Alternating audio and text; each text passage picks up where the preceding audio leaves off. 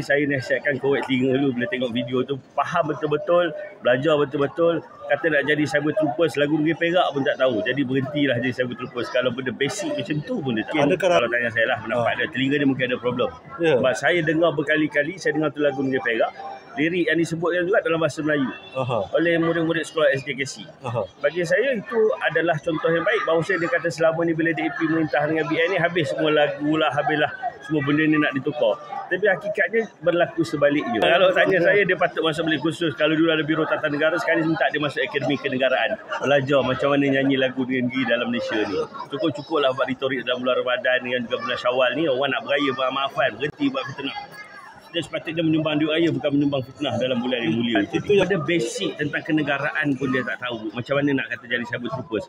Kalau itulah tempat rujukan Perikatan Nasional tentang maklumat, saya boleh fahamlah macam mana semua penokong Perikatan Nasional dapat maklumat palsu daripada cyber troopers yang belaan Perikatan Nasional. Sebenarnya bagi saya lagu Negaraku dan lagu Negeri Perak ni mempunyai rentak yang sama. Cuma lagu Negeri Perak yang baru ini dirancakkan sikit rentak dia. Mungkin sikit nampak bunyi berbeza, tapi liriknya masih sama.